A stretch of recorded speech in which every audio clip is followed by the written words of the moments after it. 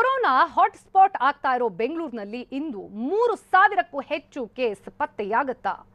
ಸರ್ಕಾರ ಜಾರಿಗೆ ತಂದ ಗೈಡ್ಲೈನ್ಸ್ ಉಲ್ಲಂಘಿಸಿದ್ರೆ ಯಾವ ಶಿಕ್ಷೆ ಕಾದಿದೆ? ಜೂನ್ ಅಂತ್ಯದವರೆಗೂ ರಾಜ್ಯದಲ್ಲಿ ಕಠಿಣ ನಿಯಮ ಮುಂದುವರಿಯುತ್ತಾ?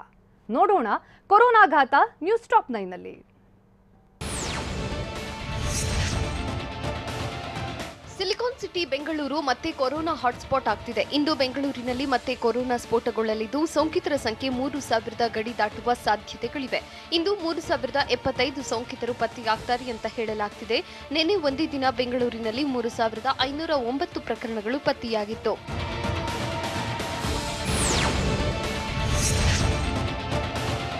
ಹೆಮ್ಮಾರಿ ಕೊರೋನಾ ಕಟ್ಟಿ ಹಾಕೋಕೆ ರಾಜ್ಯದಾದ್ಯಂತ ಮತ್ತೆ ಟಫ್ ರೂಲ್ಸ್ ಜಾರಿಗೆ ತರಲಾಗಿದೆ. ಹೀಗಾಗಿ ಗೈಡ್ಲೈನ್ಸ್ ಉಲ್ಲಂಘಿಸಿದವರ ವಿರುದ್ಧ ರಾಷ್ಟ್ರೀಯ ವಿಪತ್ತು ನಿರ್ವಹಣೆ ಕಾಯ್ದೆ ಸೆಕ್ಷನ್ 51 ರಿಂದ 60 ಅಡಿ ವಿಧಿಸಲು ನಿರ್ಧರಿಸಲಿದೆ.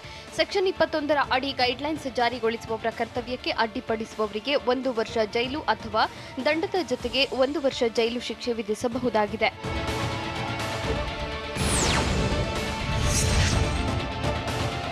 ಪರಿಹಾರ ಪಡೆಯುವ ಸಲುವಾಗಿ ತಪ್ಪು ಮಾಹಿತಿ ನೀಡಿದರೆ ಸೆಕ್ಷನ್ 52 ಅಡಿ 2 ವರ್ಷ ಜೈಲು ಅಥವಾ ದಂಡ ಸಹಿತ ಜೈಲು ಶಿಕ್ಷೆ ವಿಧಿಸಲಿದ್ದಾರೆ.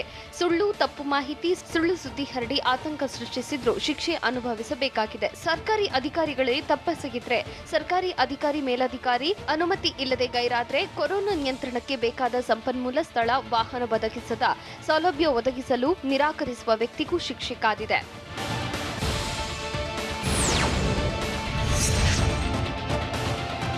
ರಾಜ್ಯದಲ್ಲಿ ಜಾರಿಯಾಗಿರೋ ಕಠಿಣ ನಿಯಮಗಳಲ್ಲಿ ಯಾವುದೇ ಬದಲಾವಣೆ ಇಲ್ಲ ಅಂತ ಸಚಿವ ಸುಧಾಕರ್ ಸ್ಪಷ್ಟಪಡಿಸಿದ್ದಾರೆ. ಬೆಂಗಳೂರಿನಲ್ಲಿ ಮಾತನಾಡಿದ ಅವರು, ನೈಟ್ ಕರ್ಫ್ಯೂ, ವೀಕೆಂಡ್ ಲಾಕ್ಡೌನ್ ಬಗ್ಗೆ ಗೊತ್ತಿಲ್ಲ, ಆದರೆ ವೈಜ್ಞಾನಿಕ ವರದಿ ಆಧಾರದ ಮೇಲೆ ಕ್ರಮ ಕೈಗೊಂಡಿದ್ದೇವೆ. ಕೋವಿಡ್ ನಿಯಂತ್ರಣಕ್ಕೆ ಮುನ್ನೆಚ್ಚರಿಕೆ ಕ್ರಮ ಕೈಗೊಳ್ಳದೆ ಬೇರೆ ದಾರಿ ಇಲ್ಲ ಅಂತ ಸಚಿವ ಸುಧಾಕರ್ ತಿಳಿಸಿದ್ದಾರೆ.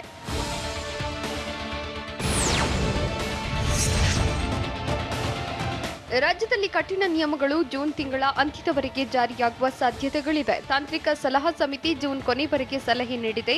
ಈಗ ಕಠಿಣ ಕ್ರಮ ಕೈಗೊಳ್ಳದಿದ್ರೆ ಹೆಚ್ಚು ಕಡಿಮೆ ಆಗಲಿದೆ ಅಂತ ಸಚಿವ ಸುಧಾಕರ್ ಹೇಳಿದ್ದಾರೆ. ತಾಂತ್ರಿಕ ಸಲಹಾ ಸಮಿತಿ ವರದಿ ತರಿಸಿಕೊಂಡು ಸಿಎಂ ಜೊತೆ ಚರ್ಚೆ ಮಾಡಿ ನಿರ್ಧರಿಸಿದ್ದೇವೆ ಎಂದು ಸಚಿವರು ತಿಳಿಸಿದ್ದಾರೆ.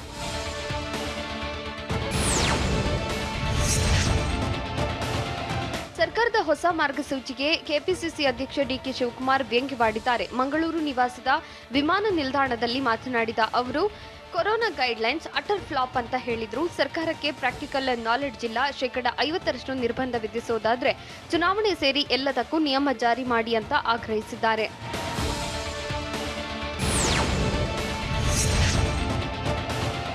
ಕೋವಿಡ್ ತಡೆಗೆ ಜನ ಎಚ್ಚೆತ್ತುಕೊಳ್ಳದಿದ್ರೆ ಗಂಡಾಂತರ ಕಾದಿದೆ ಅಂತ ಟಿವಿ9ಗೆ ತಾಂತ್ರಿಕ ಸಲಹಾ ಸಮಿತಿ ಸದಸ್ಯ ಡಾಕ್ಟರ್ ರವಿ ಹೇಳಿದ್ದಾರೆ.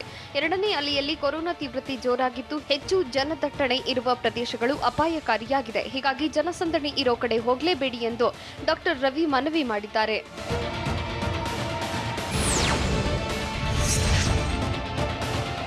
ಸರ್ಕಾರದ 50-50 ರೂಲ್ಸ್ಗೆ ಹೋಟೆಲ್ ಮಾಲೀಕರು ಆಕ್ರೋಶ ವ್ಯಕ್ತಪಡಿಸಿದ್ದಾರೆ. ನಾವು ಸರ್ಕಾರದ ಆದೇಶವನ್ನ ಪಾಲನೆ ಮಾಡ್ತಿದ್ದೇವೆ. ಈಗ ಹೊಸದಾಗಿ ರೂಲ್ಸ್ ಮಾಡಿ 50% ಮಾತ್ರ ಕುಳಿತುಕೊಳ್ಳಬೇಕು ಅಂತಿದ್ದಾರೆ. ಈಗಾಗಲೇ ಹೋಟೆಲ್ಗಳಿಗೆ ಬರುವ ಸಂಖ್ಯೆಯೇ ಕಡಿಮೆಯಾಗಿದ್ದು 50% ಮಾಡಿದ್ರೆ ನಮ್ಮ ವ್ಯಾಪಾರಕ್ಕೆ ತೊಂದರೆ ಆಗುತ್ತೆ ಅಂತ ಹೋಟೆಲ್ ಮಾಲೀಕರು ಕೃಷ್ಣರಾಜ್ ಹೇಳಿದ್ದಾರೆ.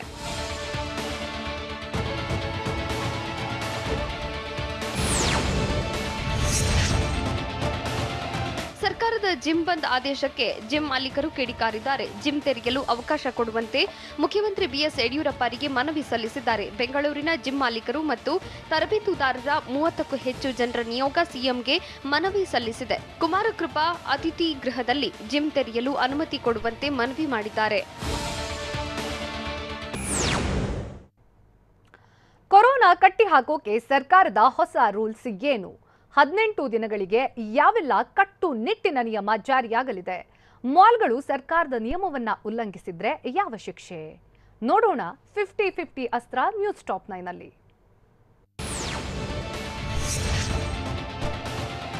ರಾಜ್ಯದಲ್ಲಿ ಡೆಡ್ಲಿ ವೈರಸ್ ಮತ್ತೆ ಅಬ್ಬರಿಸಿ ಬೊಬ್ಬಿರಿಯುತ್ತಿದೆ. ಹೀಗಾಗಿ ಕೊರೋನಾ ಕಟ್ಟಿ ಹಾಕಲು ಸರ್ಕಾರ ಕಠಿಣ ಅಸ್ತ್ರ ಪ್ರಯೋಗಿಸಿದ್ದು ಇಂದಿನಿಂದ ಖಡಕ್ ರೂಲ್ಸ್ ಜಾರಿ ಮಾಡಿದೆ. ರಾಜ್ಯ ಸರ್ಕಾರದಿಂದ ಮತ್ತೆ 50-50 ರೂಲ್ಸ್ ಜಾರಿಗೆ ತಂದಿದ್ದು ಇಂದಿನಿಂದ 18 ದಿನಗಳವರೆಗೆ ಕರ್ನಾಟಕದಾದ್ಯಂತ ಕಟ್ಟೆಚ್ಚರ ವಹಿಸಲಾಗಿದೆ. ಏಪ್ರಿಲ್ 20ರವರೆಗೆ ಪ್ರಸ್ತುತ ಮಾರ್ಗಸೂಚಿ ಅನ್ವಯವಾಗಲಿದೆ.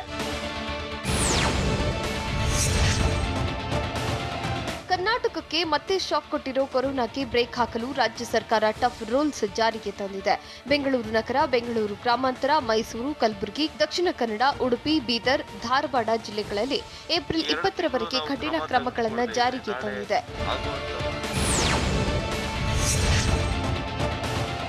ರಾಜ್ಯದಾದ್ಯಂತ 6ರಿಂದ 9ನೇ ತರಗತಿವರೆಗೆ ಶಾಲೆ ಬಂದ್ ಮಾಡಿದ್ದು, ವಿದ್ಯಾಗಮ ಸೇರಿದಂತೆ ಎಲ್ಲ ಶೈಕ್ಷಣಿಕ ಚಟುವಟಿಕೆ ಸ್ಥಗಿತಗೊಳಿಸಲಾಗಿದೆ. 10, 11 ಮತ್ತು 12ನೇ ತರಗತಿಗಳು ಪ್ರಸ್ತುತ ಇರುವಂತೆ ಮುಂದುವರಿಯಲಿದ್ದು, ತರಗತಿಗಳಿಗೆ ವಿದ್ಯಾರ್ಥಿಗಳ ಹಾಜರಾತಿ ಕಡ್ಡಾಯವಲ್ಲ. 10, 12ನೇ ತರಗತಿಯ ಬೋರ್ಡ್ ಪರೀಕ್ಷೆ ಬರೆಯುವ, ಉನ್ನತ ಶಿಕ್ಷಣ, ವೃತ್ತಿಪರ ಕೋರ್ಸ್ ಪರೀಕ್ಷೆ ಬರೆಯುವವರು, ವೈದ್ಯ ಶಿಕ್ಷಣ ತರಗತಿ ಹೊರತುಪಡಿಸಿ ಎಲ್ಲಾ ಕ್ಲಾಸ್ ಬಂದ್ ಆಗಿದೆ. ಕ್ಲಬ್, ಬಾರ್, ಪಬ್, ರೆಸ್ಟೋರೆಂಟ್ಗಳಲ್ಲೂ ಕಠಿಣ ನಿಯಮ ಜಾರಿಗೆ ತಂದಿದ್ದು, 50% ಗ್ರಾಹಕರಿಗೆ ಮಾತ್ರ ಅವಕಾಶ ನೀಡಲಾಗಿದೆ.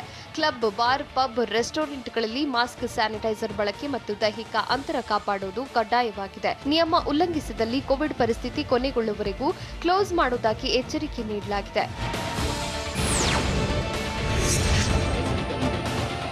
ಜಿಮ್ ಮಾಲೀಕರಿಗೆ ರಾಜ್ಯ ಸರ್ಕಾರ ಮತ್ತೆ ಶಾಕ್ ಕೊಟ್ಟಿದೆ. ರಾಜ್ಯದಾದ್ಯಂತ ಜಿಮ್ ಬಂದ್ ಮಾಡಿ ಸರ್ಕಾರ ಆದೇಶ ಮಾಡಿದೆ. ಅಪಾರ್ಟ್ಮೆಂಟ್ ಕಾಂಪ್ಲೆಕ್ಸ್ಗಳಲ್ಲಿ gym, party hall, club house close ಮಾಡಿದ್ದು, ಈಜುಕೊಳಗಳು ಕಂಪ್ಲೀಟ್ ಆಗಿ ಬಂದ್ ಆಗಿರಲಿವೆ.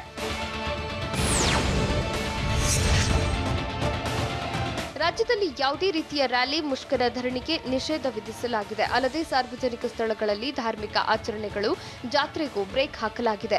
ಮೇಳಗಳು, ಗುಂಪು ಸೇರುವುದಕ್ಕೆ ನಿಷೇಧ ಮುಂದುವರಿಯಲಿದ್ದು, ಸಭೆ, ಸಮಾರಂಭ ಆಚರಣೆಗೆ ಮಾರ್ಚ್ 12ರ ಸುತ್ತೋಲೆಗೆ ಅನ್ವಯವಾಗಲಿದೆ. ಅಲ್ಲದೆ ಸಾರ್ವಜನಿಕ ಸ್ಥಳಗಳಲ್ಲಿ ಮಾಸ್ಕ್, ಅಂತರ ಕಾಪಾಡುವುದನ್ನು ಪೊಲೀಸರು, ಸ್ಥಳೀಯ ಆಡಳಿತ ಕಟ್ಟುನಿಟ್ಟಾಗಿ ಜಾರಿ ಮಾಡಬೇಕಿದೆ.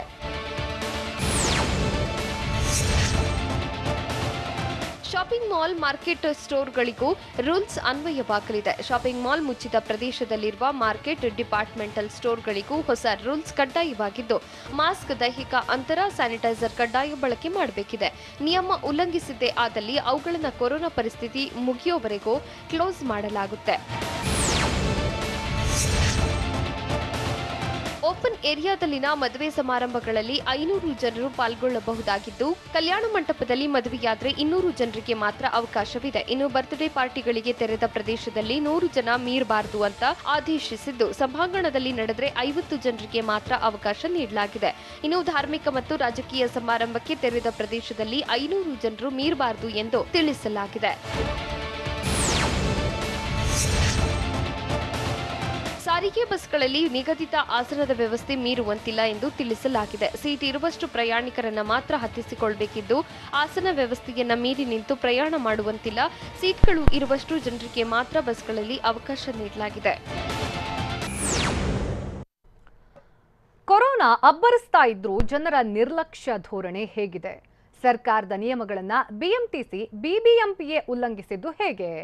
ಪೊಲೀಸರ ಮನವಿಗೂ ಕ್ಯಾರೆ ಅನ್ನದೆ ಬಿಂದಾಸ್ ಆಗಿ ವ್ಯಾಪಾರ ಮಾಡಿದ್ದು ಎಲ್ಲಿ? ನೋಡೋಣ Covid don't care news top 9ನಲ್ಲಿ. ರಾಜ್ಯದಲ್ಲಿ ಕೊರೋನಾ 2ನೇ ಅಲೆ ಸ್ಫೋಟಗೊಳ್ತಿರೋದು ರಾಜ್ಯದ ಜನರನ್ನ ಬೆಚ್ಚಿ ಬೀಳಿಸಿದೆ. ಕರುನಾಡಿಗೆ ಮತ್ತೆ ಕಿಲ್ಲರ್ ಕೊರೋನಾ ನಿರ್ಬಂಧದ ಬರೆ ಎಳೆದಿದೆ. ರಾಜ್ಯದಾದ್ಯಂತ ಮತ್ತೆ ಕಠಿಣಾತಿ ಕಠಿಣ ರೂಲ್ಸ್ ಜಾರಿಗೆ ತರಲಾಗಿದೆ. ರಾಜ್ಯದ 8 ಜಿಲ್ಲೆಗಳಲ್ಲೇ ಕಿಲ್ಲರ್ ಕೊರೋನಾ ಅಬ್ಬರಿಸುತ್ತಿದ್ದು, ಬೆಂಗಳೂರಿನಲ್ಲೇ ದಿನದಿಂದ ದಿನಕ್ಕೆ ವೈರಸ್ ಹೆಚ್ಚುತ್ತಲೇ ಇದೆ. ಹೀಗಿದ್ರೂ ಜನರು ನಿಯಮಗಳಿಗೆ ಡೋಂಟ್ ಕೇರ್ ಎಂದಿದ್ದಾರೆ.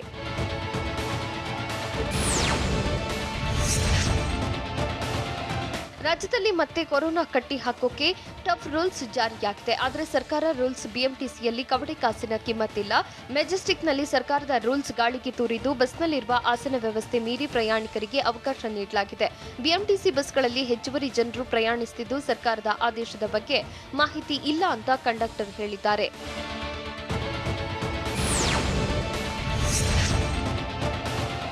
ರಾಜ್ಯದಲ್ಲಿ ಹೆಮ್ಮಾರಿ ಕೊರೋನಾ 2ನೇ ಅಲೆ ಹಿನ್ನೆಲೆಯಲ್ಲಿ ಹೊಸ ಗೈಡ್ಲೈನ್ಸ್ ರಿಲೀಸ್ ಮಾಡಲಾಗಿದೆ. ಹೀಗಿದ್ರೂ ಬೆಂಗಳೂರಿನ ಕೆಆರ್ ಮಾರ್ಕೆಟ್ನಲ್ಲಿ ಕೊರೋನಾ ಬಗ್ಗೆ ಯಾವುದೇ ಭಯವಿಲ್ಲದೆ ವ್ಯಾಪಾರ ಮಾಡಲಾಗ್ತಿದೆ. ವ್ಯಾಪಾರಿಗಳು, ಗ್ರಾಹಕರು ದೈಹಿಕ ಅಂತರ ಮರೆತು ಮಾಸ್ಕ್ ಕೂಡ ಧರಿಸದೆ ವ್ಯಾಪಾರ ವಹಿವಾಟು ನಡೆಸುತ್ತಿದ್ದಾರೆ.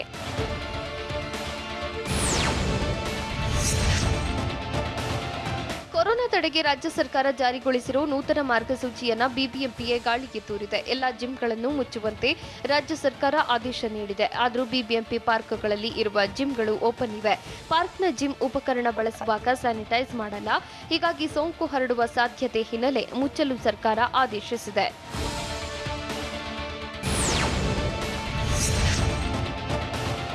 ಬೆಂಗಳೂರಿನಲ್ಲಿ ಜಿಮ್ಗಳನ್ನು ಕ್ಲೋಸ್ ಮಾಡುವಂತೆ ರಾಜ್ಯ ಸರ್ಕಾರ ಆದೇಶಿಸಿದೆ. ಆದರೆ ಜಿಮ್ ಮಾಲೀಕರು ಸರ್ಕಾರದ ಆದೇಶ ಉಲ್ಲಂಘಿಸಿದ್ದಾರೆ.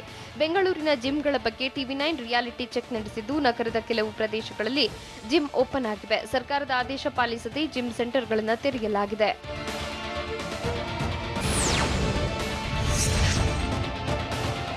ಸಾರ್ವಜನಿಕ ಸಾರಿಗೆಗಳಲ್ಲಿ ಪ್ರಯಾಣಿಕರ ಸಂಖ್ಯೆ ನಿಗದಿಪಡಿಸಿರುವ ಆಸನಕ್ಕಿಂತ ಮೀರುವಂತಿಲ್ಲ ಅಂತ ಸರ್ಕಾರ ಆದೇಶಿಸಿದೆ.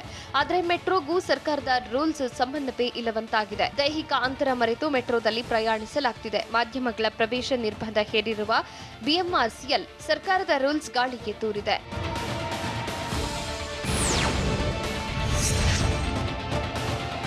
ಸಾಂಸ್ಕೃತಿಕ ನಗರಿ ಮೈಸೂರಿನಲ್ಲಿ ಹೆಮ್ಮಾರಿ ಕೊರೋನಾ ಮತ್ತೆ ಅಬ್ಬರಿಸುತ್ತಿದೆ. ಹೀಗಿದ್ರೂ ಮೈಸೂರಿನಲ್ಲಿ ಕೊರೋನಾ ಟಫ್ ರೂಲ್ಸ್ಗೆ ಜನರು ಕ್ಯಾರೆ ಎನ್ನುತ್ತಿಲ್ಲ. ನಗರದ ತರಕಾರಿ ಮಾರ್ಕೆಟ್ನಲ್ಲಿ ಜನ ದಟ್ಟಣೆಯಾಗಿದ್ದು, ಮಾಸ್ಕ್ ಅಂತರ ಕಾಪಾಡುವಂತೆ ಪೊಲೀಸರು ಮನವಿ ಮಾಡಿದ್ದಾರೆ. ಪೊಲೀಸರ ಮನವಿಗೂ ಕ್ಯಾರೆ ಅನ್ನದೇ ವ್ಯಾಪಾರ ಮಾಡ್ತಾ ಇದ್ದು, ಕೊರೋನಾ ಮತ್ತಷ್ಟು ಹೆಚ್ಚಾಗುವ ಭೀತಿ ಆವರಿಸಿದೆ.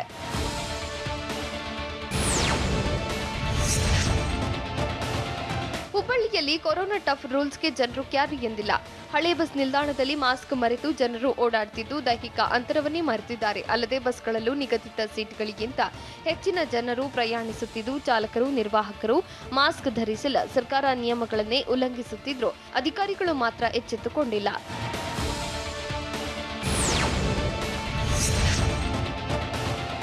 ರಾಜ್ಯದಲ್ಲಿ ಕೊರೋನಾ ಎರಡನೇ ಅಲೆ ಸ್ಫೋಟಗೊಳ್ಳುತ್ತಿರೋದು ರಾಜ್ಯದ ಜನರನ್ನ ಬೆಚ್ಚಿ ಬೀಳಿಸಿದೆ. ಆದರೂ ವಿಜಯಪುರದಲ್ಲಿ ಕೊರೋನಾಗೆ ಡೋಂಟ್ ಕೇರ್ ಎಂದಿದ್ದು, ನಗರದ ಎಪಿಎಂಸಿ ಮಾರ್ಕೆಟ್ನಲ್ಲಿ ಜನಜಂಗುಳಿಯೇ ಸೇರಿದೆ.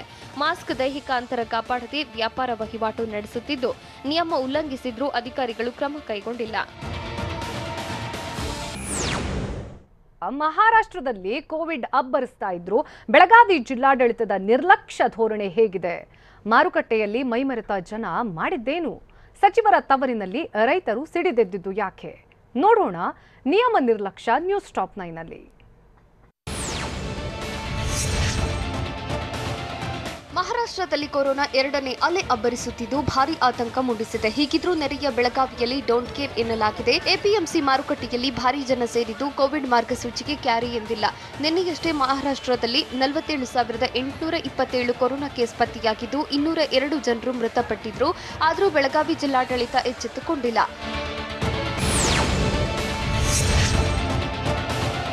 ರಾಜ್ಯದಲ್ಲಿ ಮತ್ತೆ ಕೊರೋನಾ ಅಬ್ಬರಿಸುತ್ತಿದ್ದು, ದಿನದಿಂದ ದಿನಕ್ಕೆ ಸೋಂಕಿತರ ಸಂಖ್ಯೆ ಹೆಚ್ಚಾಗ್ತಿದೆ. ಹೀಗಿದ್ರೂ ಮಂಡ್ಯದ ಮಾರುಕಟ್ಟೆಯಲ್ಲಿ ಮೈಮರೆತಿರುವ ಜನ ಮಾಸ್ಕ್ ಧರಿಸದೆ, ದೈಹಿಕ ಅಂತರ ಕಾಪಾಡಿಕೊಳ್ಳದೆ ವ್ಯಾಪಾರ ವಹಿವಾಟು ನಡೆಸುತ್ತಿದ್ದಾರೆ. ಗುಂಪು ಗುಂಪಾಗಿ ನಿಂತು ತರಕಾರಿ ಖರೀದಿಸುತ್ತಿದ್ದು, ಬಸ್ ನಿಲ್ದಾಣದಲ್ಲೂ ಯಾವುದೇ ಮುನ್ನೆಚ್ಚರಿಕೆ ವಹಿಸದೆ ನಿರ್ಲಕ್ಷ್ಯ ತೋರಿದ್ದಾರೆ. ಮಲೆನಾಡು ಶಿವಮೊಗ್ಗದಲ್ಲಿ ಕೊರೋನಾಗೆ ಕೇರ್ ಕೂಡ ಮಾಡ್ತಿಲ್ಲ. ಎರಡನೇ ಅಲೆ ಭೀತಿ ನಡುವೆಯೂ ಜನರು ನಿರ್ಲಕ್ಷ್ಯ ತೋರಿದ್ದು, ಕೆಎಸ್ಆರ್ಟಿಸಿ ಬಸ್ ನಿಲ್ದಾಣದ ಬಳಿ ಜನಸ್ತೋಮವೇ ಸೇರಿದೆ. ಮಾಸ್ಕ್ ಧರಿಸದೆ, ದೈಹಿಕ ಅಂತರವನ್ನು ಮರೆತು ಪ್ರಯಾಣಿಕರು ಓಡಾಡುತ್ತಿದ್ದು, ಬಸ್ ಆಟೋಗಳಲ್ಲೂ ಕೊರೋನಾ ನಿಯಮ ಉಲ್ಲಂಘಿಸಲಾಗಿದೆ.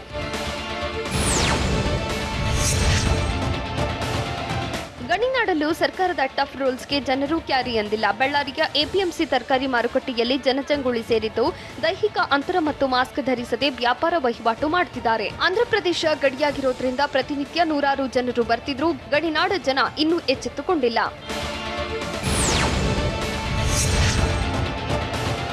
ಕೋಟೆನಾಡು ಚಿತ್ರದುರ್ಗದಲ್ಲಿ ಕೊರೋನಾ ನಿಯಮಗಳನ್ನು ಜನರು ಗಾಳಿಗೆ ತೂರಿದ್ದಾರೆ. ನಗರದ ತರಕಾರಿ ಮಾರುಕಟ್ಟೆಯಲ್ಲಿ ವೈರಸ್ ಬಗ್ಗೆ ನಿರ್ಲಕ್ಷ್ಯ ತೋರಿದ್ದು, ಮಾಸ್ಕ್, ದೈಹಿಕ ಅಂತರ ಪಾಲಿಸದೆ ವ್ಯಾಪಾರ ವಹಿವಾಟು ನಡೆಸುತ್ತಿದ್ದಾರೆ. ಕೊರೋನಾ ನಿಯಮ ಪಾಲನೆ ಬಗ್ಗೆ ಜಾಗೃತಿ ಮೂಡಿಸಬೇಕಾದ ಜಿಲ್ಲಾಡಳಿತ ಕೂಡ ನಿರ್ಲಕ್ಷ್ಯ ಧೋರಣೆ ಪ್ರದರ್ಶಿಸುತ್ತಿದೆ.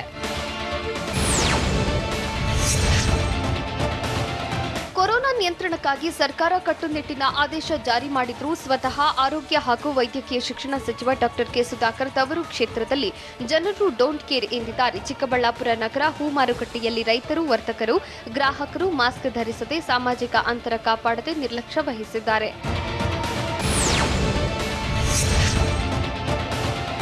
ಹಾಸನ ಜಿಲ್ಲೆಯಲ್ಲಿ ಕೊರೋನಾ ಎರಡನೇ ಅಲೆ ಭೀತಿ ನಡುವೆಯೂ ಹೊಸ ಮಾರ್ಗಸೂಚಿಗೆ ಯಾವುದೇ ಕಿಮ್ಮತ್ತು ನೀಡಿಲ್ಲ. ಮಾಸ್ಕ್ ಇಲ್ಲದೆ ಬಸ್ ಹಾಗೂ ಸಾರ್ವಜನಿಕ ಸ್ಥಳದಲ್ಲಿ ಓಡಾಡುತ್ತಿದ್ದಾರೆ. ಬಹುತೇಕ ಬಸ್ಗಳು ರಶ್ ಆಗಿದ್ದು ವಿದ್ಯಾರ್ಥಿಗಳು ಬೇಕಾಬಿಟ್ಟಿ ಸಂಚಾರ ಮಾಡುತ್ತಿದ್ದಾರೆ. ಕೋವಿಡ್ ನಿಯಂತ್ರಣಕ್ಕೆ ಸರ್ಕಾರವೇನೋ ಟಫ್ ರೂಲ್ಸ್ ಜಾರಿ ಮಾಡಿದೆ. ಆದರೆ ಯಾದಗಿರಿ ಜನ ರೂಲ್ಸ್ ಬ್ರೇಕ್ ಮಾಡಿ ಡೋಂಟ್ ಕೇರ್ ಎಂದಿದ್ದಾರೆ. ಸಾರಿಗೆ ಬಸ್ಗಳು ಪ್ರಯಾಣಿಕರಿಂದ ಫುಲ್ ರಶ್ ಆಗಿದ್ದು ನಿಗದಿತ ಸೀಟ್ಗಳಿಂದ ಹೆಚ್ಚು ಪ್ರಯಾಣಿಕರು ಪ್ರಯಾಣಿಸುತ್ತಿದ್ದಾರೆ. ಬಸ್ಗಳಲ್ಲಿ ಸಾಮಾಜಿಕ ಅಂತರವೂ ಮಾಯವಾಗಿದ್ದು ಬಹುತೇಕ ಪ್ರಯಾಣಿಕರು ಮಾಸ್ಕ್ ಕೂಡ ಹಾಕಿಲ್ಲ. ಕೊರೋನಾ ಹರಡುವ ಭೀತಿಗೆ ಸರ್ಕಾರ ಸ್ವಿಮ್ಮಿಂಗ್ ಪೂಲ್ ಮುಚ್ಚುವಂತೆ ಆದೇಶಿಸಿದೆ. ಆದರೆ ಸರ್ಕಾರದ ನಿಯಮವನ್ನ ಸರ್ಕಾರಿ ಇಲಾಖೆಯೇ ಬ್ರೇಕ್ ಮಾಡಿದೆ. ಗದಗ ಜಿಲ್ಲೆ ಕ್ರೀಡಾಂಗಣದ ಆವರಣದಲ್ಲಿರೋ ಈಜುಕೊಳ ಓಪನ್ ಆಗಿದ್ದು ಮಕ್ಕಳು ಯುವಕರಿಂದ ಗುಂಪು ಗುಂಪಾಗಿ ಈಜಾಡುತ್ತಿದ್ದಾರೆ. ಸ್ಯಾಂಡಲ್ವುಡ್ಗೆ ಮತ್ತೆ ಕೊರೋನಾ ಬರೆ ಎಳೆದಿದ್ದು ಹೇಗೆ ಸರ್ಕಾರ? ಫಿಲಂ ಚೇಂಬರ್ನಲ್ಲಿ ಸಭೆ ನಡೆಸಿ ತೀರ್ಮಾನ ಮಾಡಿದ್ದು ಏನು? ಸರ್ಕಾರದ ನಿರ್ಧಾರವನ್ನ ಗೌರವಿಸ್ತೀವಿ ಅಂತ ಹೇಳಿದ ಸುದೀಪ್ ಯುವರತ್ನ ಬಗ್ಗೆ ಹೇಳಿದ್ದೇನು? ನೋಡೋಣ. ಚಂದನವನಕ್ಕೆ ಶಾಕ್. News top 9ನಲ್ಲಿ.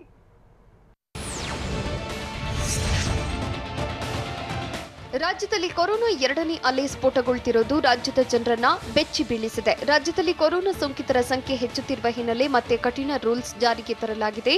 ಕ್ರೂರಿ ಕಟ್ಟಿ ಹಾಕೋಕೆ ಹೊಸ ಮಾರ್ಗಸೂಚಿ ಪ್ರಕಟಿಸಲಾಗಿದ್ದು 8 ಜಿಲ್ಲೆಗಳಲ್ಲಿ ಸಿನಿಮಾ ಹೌಸ್ಫುಲ್ಗಳನ್ನು 50% ಮಾತ್ರ ಅವಕಾಶ ನೀಡಲಾಗಿದೆ.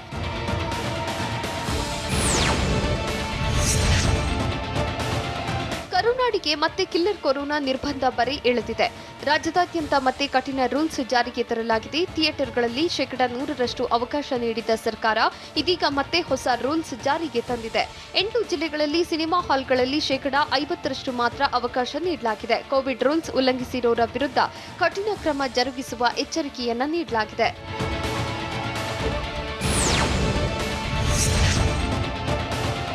ಕೊರೋನಾ ಸೋಂಕಿನ ಆರ್ಭಟಕ್ಕೆ ಬ್ರೇಕ್ ಹಾಕಲು ಹಲವು ನಿಯಮಗಳನ್ನು ತಂದಿರೋ ಸರ್ಕಾರ ಚಿತ್ರರಂಗಕ್ಕೆ ಬಿಗ್ ಶಾಕ್ ಕೊಟ್ಟಿದೆ. 8 ಜಿಲ್ಲೆಗಳಲ್ಲಿ ಹೌಸ್ಫುಲ್ಗೆ ಬ್ರೇಕ್ ಹಾಕಿದೆ. ಬೆಂಗಳೂರು ನಗರ, ಬೆಂಗಳೂರು ಗ್ರಾಮಾಂತರ, ಮೈಸೂರು, ಉಡುಪಿ, ಕಲಬುರಗಿ, ದಕ್ಷಿಣ ಕನ್ನಡ, ಬೀದರ್, ಧಾರವಾಡ 50% ಮಾತ್ರ ಪ್ರೇಕ್ಷಕರ ಭರ್ತಿಗೆ ಅವಕಾಶ ನೀಡಿದೆ.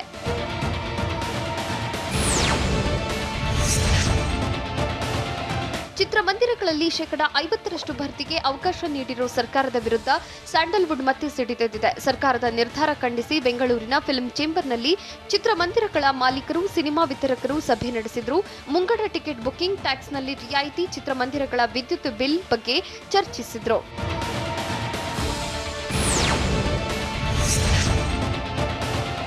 ಸರ್ಕಾರದ ನಿರ್ಧಾರಕ್ಕೆ ಸಾರಾ ಗೋವಿಂದ್ ವಿರೋಧಿಸಿದ್ದಾರೆ. ಏಕಾಏಕಿ ಈ ನಿರ್ಧಾರದಿಂದ ನಿರ್ಮಾಪಕರಿಗೆ ತೊಂದರೆಯಾಗಿದೆ. ಮೇ ತಿಂಗಳವರೆಗೆ 4 ಬಿಗ್ ಬಜೆಟ್ ಸಿನಿಮಾಗಳು ರಿಲೀಸ್ ಆಗಲಿದ್ದು ಮತ್ತೆ ಮೊದಲಿನ ಹಾಗೆ 100% ಭರ್ತಿಗೆ ಅವಕಾಶ ಕೊಡಲು ಸರ್ಕಾರಕ್ಕೆ ಸಾರಾ ಗೋವಿಂದ್ ಮನವಿ ಸಲ್ಲಿಸಿದ್ರು.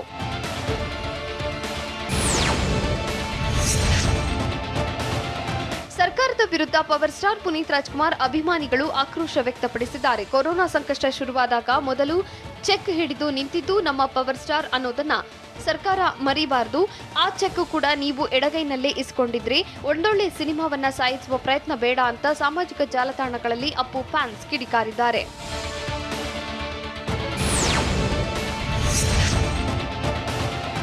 ಸರ್ಕಾರದ ನಿರ್ಧಾರ ಗೌರವಿಸುತ್ತೇನೆ ಎಂದು ನಟ ಸುದೀಪ್ ಟ್ವೀಟ್ ಮಾಡಿದ್ದಾರೆ. 50% ವೀಕ್ಷಕರಿಗೆ ಅವಕಾಶ ನೀಡಿದ್ರಿಂದ ಶಾಕ್ ಆಗಿದೆ. ಆದರೂ ರಾಜ್ಯ ಸರ್ಕಾರದ ನಿರ್ಧಾರ ಗೌರವಿಸಿ ಈ ಸಂದರ್ಭದಲ್ಲಿ ಯುವರತ್ನ ತಂಡ ಗೆದ್ದು ಬರಲಿ ಅಂತ ಸುದೀಪ್ ಹಾರೈಸಿದ್ದಾರೆ.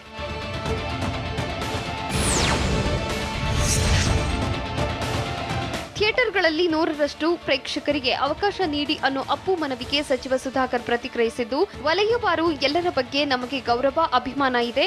ಶಾಲೆ, ಜಿಮ್, ಸ್ವಿಮ್ಮಿಂಗ್ ಪೂಲ್, ಅಪಾರ್ಟ್ಮೆಂಟ್ ಎಲ್ಲವೂ ತೆಗೆದ್ರೆ ಹೇಗೆ ನೀವೇ ನಿರ್ಧಾರ ಮಾಡಿ ಅಂತ ಸುಧಾಕರ್ ಪ್ರಶ್ನಿಸಿದ್ದಾರೆ. ಅಲ್ಲದೆ ಇದರಲ್ಲಿ ರಾಜಕೀಯ ಬೆರೆಸುವ ಅವಶ್ಯಕತೆ ಇಲ್ಲ ಎಂದು ಹೇಳಿದ್ದಾರೆ.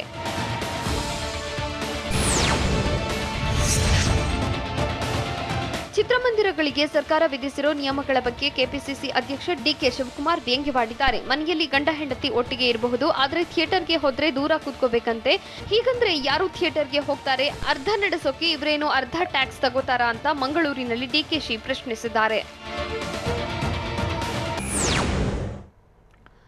ಸಿಡಿ ಲೇಡಿಗೆ 5ನೇ ದಿನದ ವಿಚಾರಣೆ ಹೇಗಿದೆ? ಮಂಕಾಗಿರೋ ಯುವತಿಗೆ ಮತ್ತೊಮ್ಮೆ ಕೌನ್ಸೆಲಿಂಗ್ ಮಾಡ್ತಾರಾ? ವಿಚಾರಣೆಗೆ ಗೈರಾದ ರಮೇಶ್ ಜಾರಕಿಹೊಳಿ ಬಗ್ಗೆ ಡಿಕೆಶಿ ವ್ಯಂಗ್ಯವಾಡಿದ್ದು ಹೇಗೆ? ನೋಡೋಣ ಸಿಡಿ ಬಾಂಬ್ ನ್ಯೂಸ್ ಟಾಪ್ 9 ನಲ್ಲಿ. ಸಿಡಿ ಕೇಸ್ ಬಗ್ಗೆ ಯಾವ್ಯಾವ ದಿಕ್ಕಿನಲ್ಲಿ ತನಿಖೆ ನಡೆಯುತ್ತಿದೆ ಅನ್ನೋದು ನನಗೆ ಗೊತ್ತು ಅಂತ ಡಿಕೆ ಶಿವಕುಮಾರ್ ಹೇಳಿದ್ದಾರೆ. ಎಸ್ಐಟಿಯಲ್ಲಿ ಒಳ್ಳೊಳ್ಳೆ ಹೆಸರು ಇಟ್ಕೊಂಡಿರುವ ಅಧಿಕಾರಿಗಳು ಇದ್ದಾರೆ, ಆದ್ರೆ ಪಾಪ police officers, I am sorry for them. ಈ ಬಗ್ಗೆ ಈಗ ಬೇಡ, ಆಮೇಲೆ ಮಾತನಾಡ್ತೇನೆ ಅಂತ ಡಿಕೆಶಿ ಹೇಳಿದ್ರು. ಸಿಡಿ ಕೇಸ್ನಲ್ಲಿ ಯಾರನ್ನೂ ರಕ್ಷಿಸುವ ಪ್ರಶ್ನೆಗೆ ಇಲ್ಲ ಅಂತ ಕಲಬುರಗಿಯಲ್ಲಿ ಬಿಜೆಪಿ ರಾಜ್ಯಾಧ್ಯಕ್ಷ ನಳಿನ್ ಕುಮಾರ್ ಕಟೀಲು ಹೇಳಿದ್ದಾರೆ. ಎಸ್ಐಟಿ ತನಿಖೆಯ ದಾರಿ ತಪ್ಪಿಸಲು ಅವಕಾಶ ಕೊಡಲಾಗದು. ಎಸ್ಐಟಿ ಮೇಲೆ ನಮಗೆ ಸಂಪೂರ್ಣ ನಂಬಿಕೆ, ವಿಶ್ವಾಸ ಇದೆ. ಕಾನೂನು ಪ್ರಕಾರ ಎಲ್ಲ ಕ್ರಮ ಆಗುತ್ತೆ, ಎಲ್ಲರಿಗೂ ನ್ಯಾಯ ಸಿಗುತ್ತೆ ಅಂತ ಕಟೀಲು ಹೇಳಿದ್ದಾರೆ.